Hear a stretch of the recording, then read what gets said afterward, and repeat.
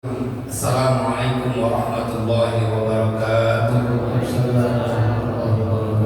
Alhamdulillahi rabbil alamin wa bihi nasta'in. Allahumma shalli wa sallim ala sayyidina Muhammad wa ala ali sayyidina Muhammad. Amma ba'du, faqad qala Allah ta'ala fil Qur'anil Karim. A'udzu billahi minasy syaithanir rajim. Ya ayyuhalladzina amanu athi'ullaha wa athi'ur rasul wa la tubtilu a'malakum. Shadaqallahu a'adzim. Ayyuhal jam'ul karim, para pengharap ampunan dan keridhaan dari Allah Subhanahu wa taala, yang semoga awal tahun baru ini kita semuanya ditetapkan oleh Allah sampai akhir hayat orang-orang yang istiqomah, orang-orang yang berlimpah berkah, orang-orang yang selalu berada di jalan Allah. Nanti kita ngaji bahwa sebenarnya sederhana untuk menjadi kekasih-kekasih Allah. Namun sebelumnya izinkan saya menyampaikan penghormatan kepada tuan-tuan guru kita, terkhusus Al-Mukarram Ustaz Muhammad Syarif beserta istri beliau Ustazah Wahidah Mina. Gak usah tekan dulu. Salah.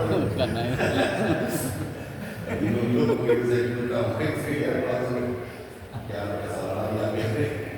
Saya udah hafalin dari sejak di motor lagi saya hafalin Wahidah Mina. Betul ya? Betul ya? Lengkap malah. Semoga terus beliau dan keluarganya diberikan penjagaan dan keberlimpahan berkah. Hadir juga di sini Maulana Ustaz Haji Mursani, Mukarram Ustaz Nahrawi, dan begitu banyak para asatidz yang maafkan saya tidak sebutkan namanya satu persatu. Insyaallah tidak mengurangi rasa hormat saya kepada beliau-beliau. Tadi begitu saya sampai, saya sempat menyimak kajian dari beliau tuan guru kita, dan di akhir beliau membaca kitab dengan mengutip ayat Al-Quran yang tertera dalam kitab itu. Dan itu ayat yang sangat menginspirasi saya. Kalau bahasa Ustaz Fadli Rahman, very inspiring, sangat menginspirasi. Fabima rahmatin minallahi linta walau kunta fadlan ghalidhal qalbi lanfaddu min hawlik. Jemaah, ini sangat bukti bahwa sekelas Nabi Shallallahu Alaihi Wasallam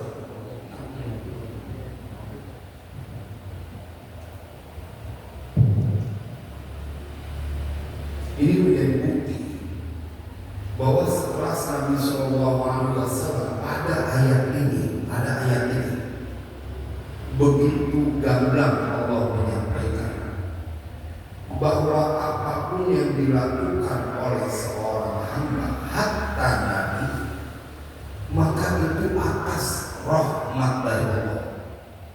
Dan ayatnya fabima rahmatin minallahi linta, maka dengan sesuatu yang disebut kasih sayang rahmat dari Allah, linta engkau berlaku lemah lembut ya. Maka kemudian beliau tadi menyampaikan bahwa ejawantah dari lintaramu bukan hanya sekedar ucapan, bahwa kemudian harus linier dengan perbuatan. Ketika engkau menjamu tamu, tadi begitu contohnya. Saya mendengar cuma merek-merek rokok doang, tapi nggak tahu kaitannya apaan itu dari internet, tidak terlalu jelas ya. Tapi saya menangkap bahwa ini bentuk kedermawanan, bukan hanya kau pandai bertutur kata yang membahagiakan orang, tetapi engkau juga harus menjadi orang yang pandai berbuat kebaikan dengan apa yang kau miliki. Bahkan dalam kitab Ihya berkaitan dengan ini, bahkan Imam Ghazali menyampaikan sebuah hadis dalam kitab As-sakhiyul jamul ahabbu ilallah minal abidil bakhil. Orang yang dermawan tapi dia bodoh, nggak ngerti urusan agama,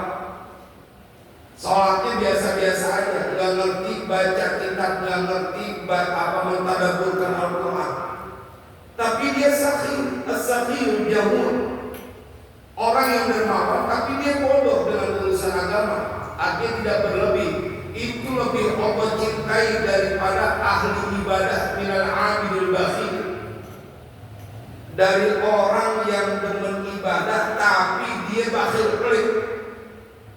Maka apa yang disampaikan tadi selaras dengan apa yang Allah sampaikan dalam Al-Quran. Kita akan temukan ini di akhir dari penutup dari surat Muhammad, ketika Allah menyeru, mengajak kepada kita. Ini berkaitan nyambungi dengan kajian. Alhamdulillah karena saya sempat dengar tadi. Jadi biar pendalamannya lagi. Ketika Allah mengajak kepada kita semuanya, tapi kita betapa bersyukurnya Pak. Ibu hadir di majelis ini emang orang-orang pilihan. Tidaklah kemudian semuanya mendapatkan karunia bisa nyaman melakukan ibadah.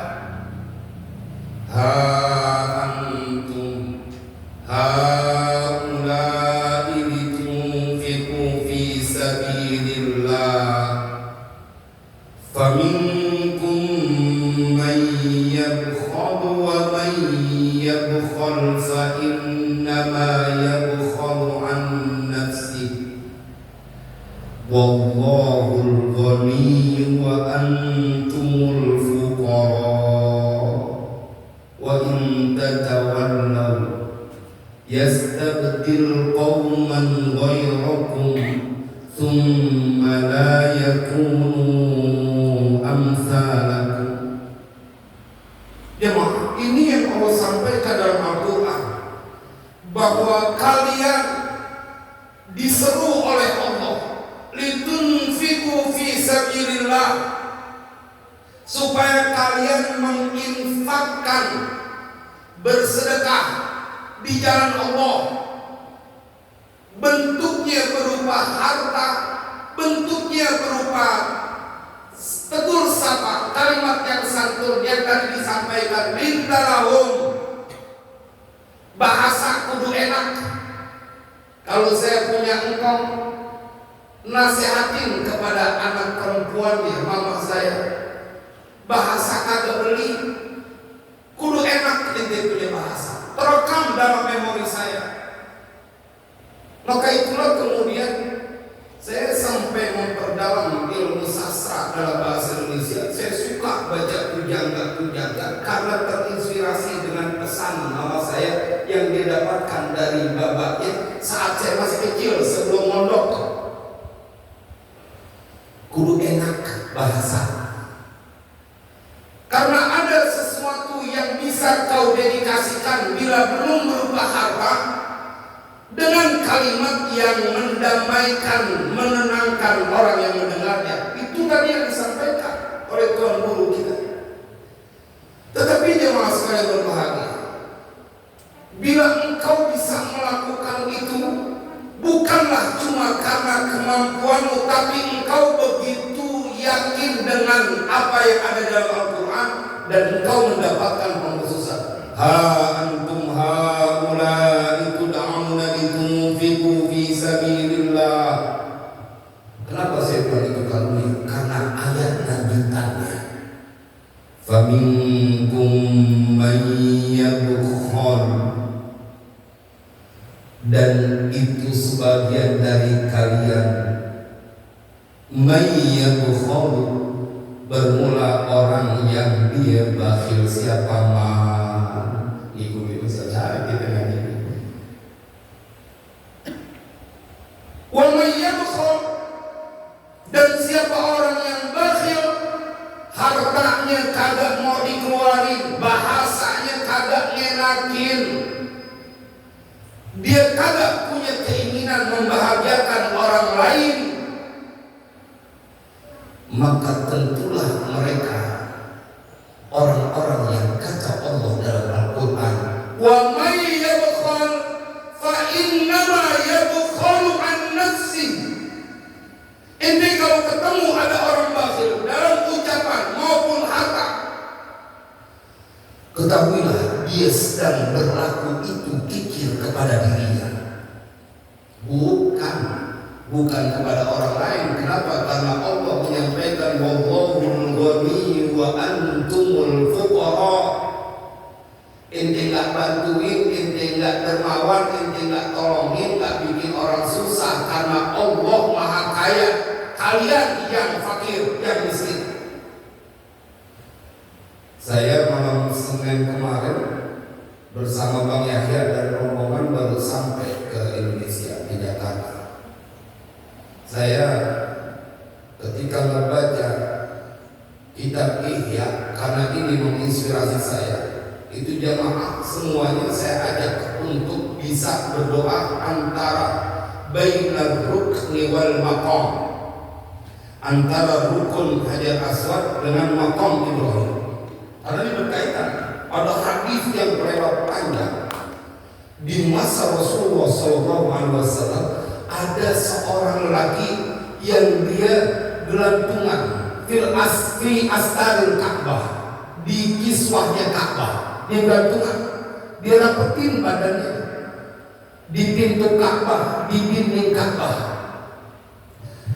Tetapi ada redaksi doa yang dibaca oleh lelaki ini yang diulang-ulang sampai membuat Nabi menghampirinya dan bertanya kepadanya, karena doanya begitu histeris. Pokoknya siapa saja yang bisa nempel di dinding Ka'bah, dia akan merasakan gegap gempita di dalam hatinya dengan berbagai doa dan hal-hal yang difikirkannya. Mudah-mudahan pada waktunya kita bisa nempel di Ka'bah. Kita bisa berdoa nempelin pipi kanan, pipi kiri, supaya kalau udah nempel di situ nggak kena api neraka. Yang ambilnya kenceng berangkat duluan. Tadi ada yang kenceng banget perempuan, siapa sih suaranya kayak masih muda orangnya. Hah? Oh betul. Emang kita cuma tahu polos sama perempuan, nggak ada tahunya kita. Nampaknya salah. Kalau itu lebih Budi itu DHB itu dia tahu. DHB dia tahu. DHB begini pasti rumahnya daerah Cemerlang. Iya. Kok bisa tahu Bang? Orang gue dengerin Cemerlang. Dia nangis, dia berdoa, enggak ganti-ganti dengan sebuah doa. Bi hurmati hadzal bait illa ghafartali dambi. Diulang terus.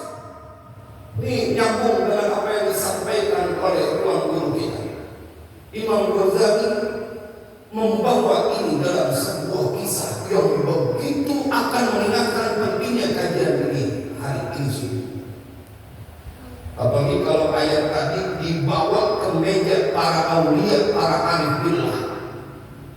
Wah, itu mereka gelisah kalau badannya susah diajak ibadah karena mereka tidak berinfak dengan badannya. Jadi ada zakat mata, ada zakat tangan, ada zakat kaki. Maka kau memandang Al-Quran, memandang kedua orang tuamu dengan cinta. Tangan kau suka memberi, itu zakatnya. Kaki kau melangkah ke Masjid Nur Ihsan. Nabi penasaran, didatangi oleh Nabi. Ini Imam Ghazali yang bercerita. Tapi ini kayaknya nanti kita ketemu baca ini 10 tahun lagi dari Nabi Semudah Tarawih ya. 10 tahun lagi. Karena dia ada di bagian belakang.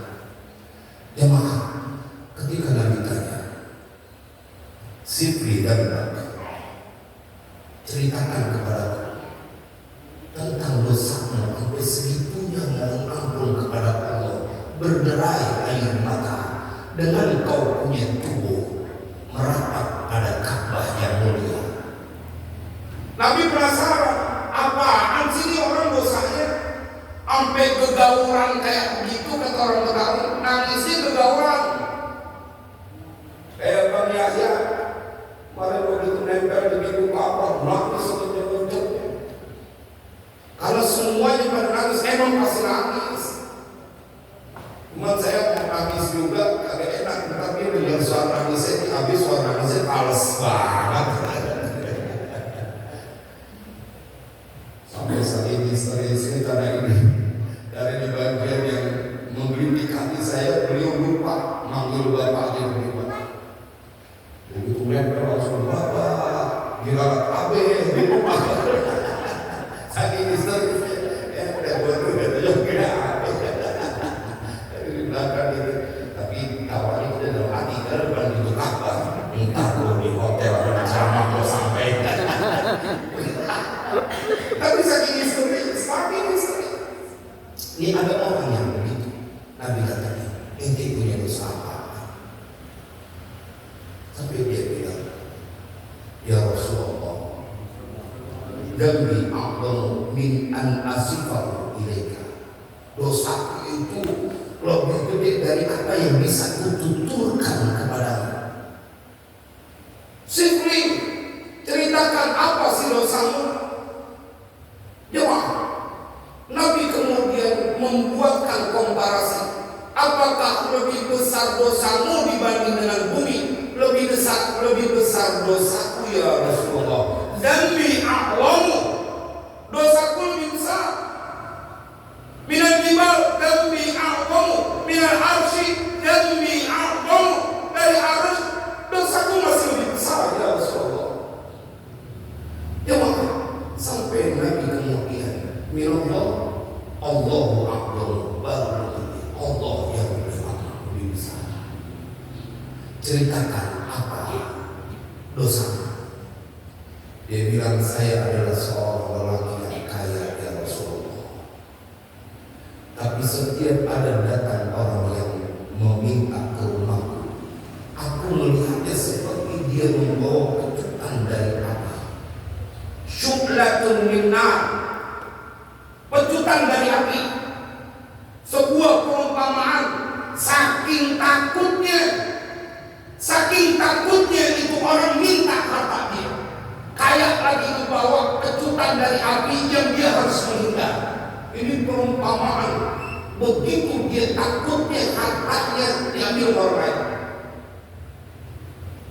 Saya punya mama suka cerita, ada orang saking kulitnya. Ini dia lagi ngitung duit, ada orang datang, itu buru-buru diumpetin. Dia dimakan buru-buru, dia tolong padahal lupa dia punya. Saking takut dia diminta makanan orang itu. Makanya Nabi kemudian begitu mendengar marahnya bagi teman. Wahai hak, silakan kau. Lau kunta bainar rukni wal maqam. Seandainya kau berdiri berada antara rukun Hajar Aswad dan maqam, wa shallaita alfi ami, dan engkau sholat kagak berhenti 2 juta tahun. Sholatnya antara rukun Hajar Aswad sama Maqam Ibrahim yang disebut dengan multazam. Itu kan tempat yang kalau berdoa kudu dikabulkan, namanya juga multazam. Tapi ini orang, kata Nabi, andai kau berdiri dan sholat 2 juta tahun kagak ngapain, sholat, dan kemudian watabki, dan engkau menangis sampai kau punya air mata, bisa menyirami pepohonan kayak apa itu air mata, bisa nyiramin pepohonan supaya dia tumbuh, maka engkau adalah orang yang tidak termaafkan. Apakah kau tidak tahu bahwa yang disebut innal bakhila kufrun, bakhil itu tidak menjamu, bakhil dengan kalimat, bakhil dengan harta, itu adalah sebuah kekufuran, kekafiran, dan dia tidak masuk ke dalam surga. Dan itu hanya terjadi dengan rahmat Allah. Jadi kalau kita ketemu ada orang dermawan, amat duit royal buat di jalan Allah, amat duit royal buat ngirangin orang tuanya, imma dia masih hidup atau dia udah mati. Karena memang ini perlu dikaji. Kalau ente ketemu ada orang yang pol-polan, nyenengin orang tuanya setelah matinya, ketahuilah kau bukan hanya ketemu dengan orang yang dermawan, tapi orang yang ikhlasnya tidak terbantahkan. Kalian menjadi diskusi, dua-duanya utama, nyenengin orang tua utama. Saat hidup atau sesudah mati, kedua-duanya utama. Tapi ditanya mana yang paling utama? Yang paling utama adalah ketika engkau berbuat baik nyenengin orang tua saat mereka telah tiada. Karena pasti kau tidak mengharapkan apa-apa dari orang tuamu kecuali ingin melihat kebahagiaan pada orang tuamu. Tapi kalau masih hidup biasanya ada yang dipengenin, nggak semuanya, tapi ada aja tumberan datang bawa nasi uduk, ngomong makan nasi uduk juga. Bawa nasi uduk, ada ngobrol awal ini, bumi tak mau. Ada maunya, tapi kalau udah meninggal dunia, kau mendapati seorang anak yang dermawan dan dia orang yang ikhlasnya tidak terbantahkan. Kebalikannya, kalau saat hidup kau tidak mendapati anak menyenangkan orang tuanya, ikadian fabima rahmatin minallahi linta lahum, berat lembut itu terjadi hanya dengan rahmat Allah. Maka bila engkau bertemu dengan orang yang tidak ada kepengenannya jadi anak yang berbakti dengan semua yang dia miliki, kemampuan yang dia miliki, makanya saya ingat betul Om Yahya.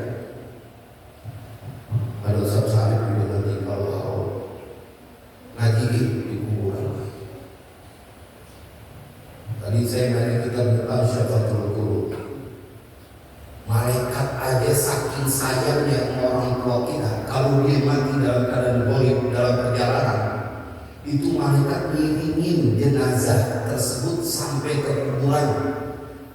Wa yad'una ala qabrihi, dan malaikat berdoa di atas kuburannya. Ila yaumil qiyamati, sampai hari kiamat. Ente udah setahun sekali ngaji orang tua, sehari semalam aja pakai bilang di rumah sama aja. Jemaah, jujur emang tidak ada kepengennya mendapatkan kebahagiaan pada saat dia sudah mati. Wa may yabkhal fa innama yabkhalu an nafsi. I'lamu ayuhal ikhwan, ketahuilah wahai saudaraku, kau sedang melakukan kebakhilan kepada dirimu, begitu kata Al-Quran. Jemaah, dia gampang merasa susah pada saat berhadapan dengan orang-orang yang punya kemampuan. Ciri-cirinya itu gampang dia bergantung kepada manusia. Wa may yabkhal fa innama yabkhalu an nafsihi. Wallahul ghani wa antumul fuqara. Ini perlu diberikan, bahasanya Bang Owi, perlu diberikan underline, under bawah, line garis, bawah garis atau garis bawah. Ya maaf, sekarang itu ada yang ngomong garis bawah. Perempuan kok tiba-tiba bahasa Inggris juga. Minggu kebakar kayaknya ngomong muda nih. Ngomong tua Ustaz, ya Allah, salah lagi. Jemaah sekalian berbahagia, wallahul ghani wa antumul fuqara. Kita tepat datang ke Masjid Nurul Ihsan. Ayat yang tadi saya baca di pembuka, ya ayyuhalladzina amanu athi'ullaha wa athi'ur rasulah wa la tubtilu a'malakum. Wahai orang-orang yang beriman, taat kepada Allah, taat kepada Rasulnya, jangan kau bikin rusak perbuatan kalian.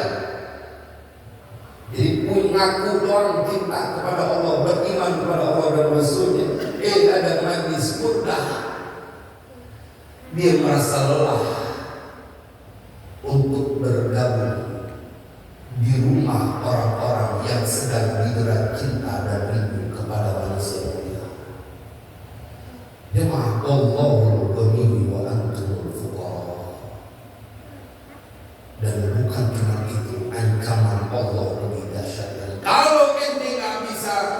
lintalahum berbuat lembut kepada mereka dengan ucapan, dengan perbuatan. Wa in tatawallau yastabdil qauman ghairakum thumma la yakunu amsalakum. Kalau engkau berpaling masih tetap pelit, yastabdil qauman. Wah, ini kalau dibaca kitab tafsirnya mempunyai banyak dimensi. Boleh jadi ente umurnya pendek, Allah akan ganti dengan satu kaum selain kalian yang punya sifat bakhil, dan kau tidak akan menemukan sama mereka sama dengan kalian. Yang pertama, umurnya pendek. Yang kedua, hartanya bakal habis. Saya punya jamaah yang dia kalau bahasa orang Betawi pakai dalilnya dalil primpeng, tapi kesalahan dalam memaknai.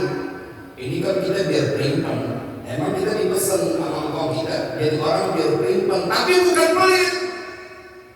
Primpeng itu dia nggak boros.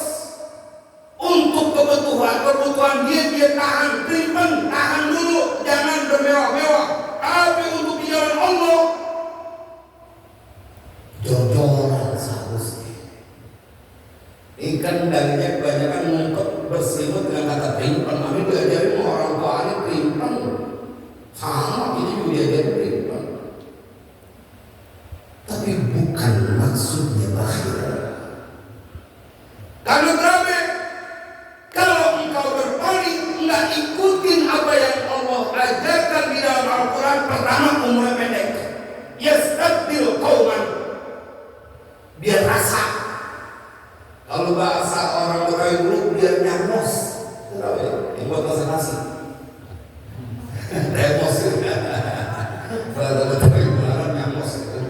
Saking kasarnya daripada sama dia mengadopsi bahasa Sunda biar nyahok gitu.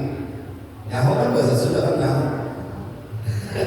Ini nyahok enggak.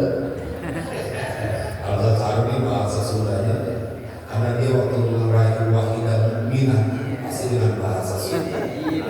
Nenggelis kumaha dama, ini nama kajangan aku.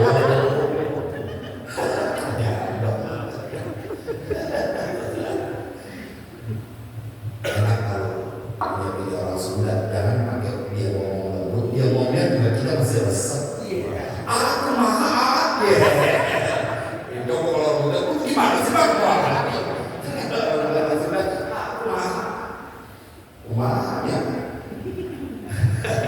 Yang kedua adalah kau akan dibuat tidak akan mempunyai harta berkelamaan habis. Yang ketiga yang berabe, dia mati dalam keadaan punya harta. Tapi terjadilah apa yang disampaikan dalam Al-Quran. Sini, coba kamu sini. Suruh baca ini dia masih apa ya? Biar dengerin suara enak. Walau kita yaksha, duduk sama dulu, bukan? Duduk samaan. Biar kita jadi bersyukur hari ini. Walau kita yaksha, gunakan suara paling enak. Pada hari kita buat undang dulu. Bapaknya udah datang mobil. Kebanyakan hafalan jadi bingung yang mana ya. Karena udah nampak tuh pembeda tapi itu baca bersama. Ya. A'udzu billahi minasy syaithanir rajim. Bismillahirrahmanirrahim. Wal laili idza yaghsha wan nahari idza tajalla wa ma khalaqad dhakara wal unsa inna sa'yakum lashatta. فأما من أعطى واتقى وصدق بالحسنى فسنيسره لليسرى وأما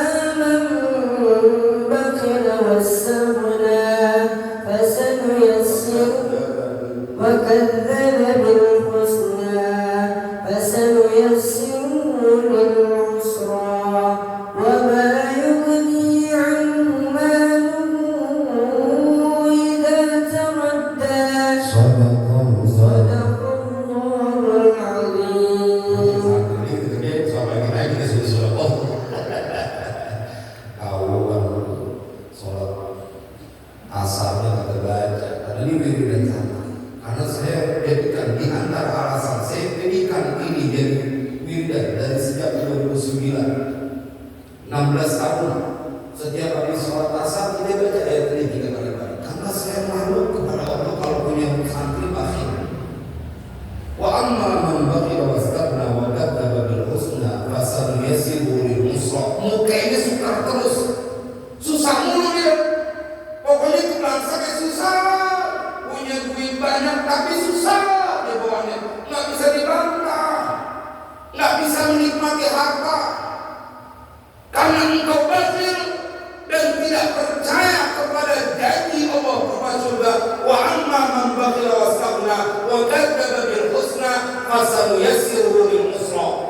Ada aja masalahnya terus. Entah dari anaknya, entah dari saudaranya, sudahan dari dirinya. Sudah ada lepas-lepasnya, nggak ada bahagia. Orang kata Al-Quran begitu. Bukan cuma itu, Pak. Inti mati. Harta ini kegoyang, masih banyak, tapi tidak akan pernah bermanfaat. Anakmu tidak akan pernah bersedekah untuk engkau karena bakhil. Saya perlu sampaikan ini karena pas kajiannya dengan apa yang disampaikan oleh Ustaz Syekh. Ngarinya dia punya duit. Tadi makanya dia bilang kalau Ustaz cari kasih contoh menjamu. Ngarinya ntar buat orang yang bijik tuh kan ngomong baik diberi sedekah gitu. Makanya sekarang itu dihindat dulu lah supaya kita jadi orang yang bisa berbuat baik dengan ucapan maupun perbuatan. Qaulun wa fi'lun. Jadi bukan cuma ucapan doang. Semoga ini menginspirasi karena kita akan meraih kebahagiaan